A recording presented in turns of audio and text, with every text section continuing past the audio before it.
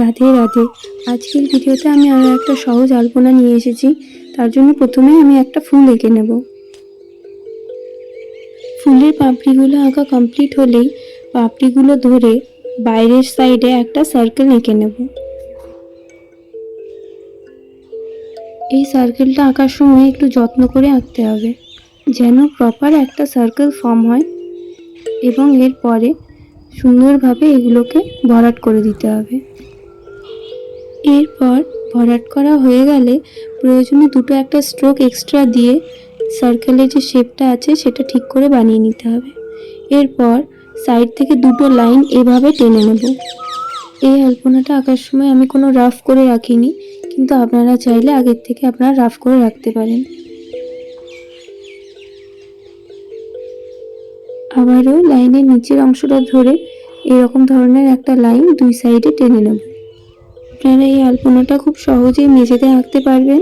আর যদি কারোর তুলিতে আঁকতে অসুবিধা আছে তাহলে আপনারা এটা কাপড় দিয়ে বা তুলো দিয়ে মেঝেতে আঁকতে পারবেন, কোনো অসুবিধা হবে না তাতে।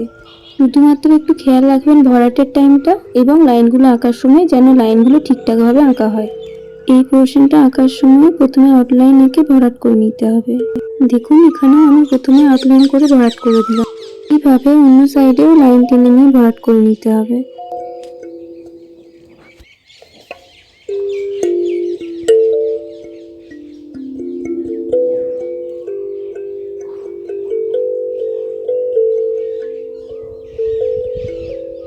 এরপর একদম টপে একটা পাপড়ি এঁকে নেব এবং এই পাপড়িটাকেই ধরে দুই সাইডে দুটো পাপড়ি সেম এঁকে নিতে হবে।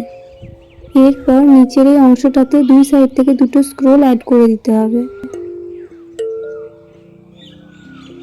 আপনাদের আমার কাজ ভালো লাগলে প্লিজ আমার ভিডিওটিকে লাইক করে দেবেন এবং চ্যানেলটিকে সাবস্ক্রাইব করে নেবেন।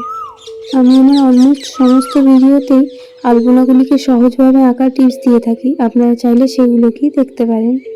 আর এখানেই আমার আলপনা আঁকা কমপ্লিট হয়ে গেছে। আবার দেখা হবে নেক্সট ভিডিওতে। ধন্যবাদ।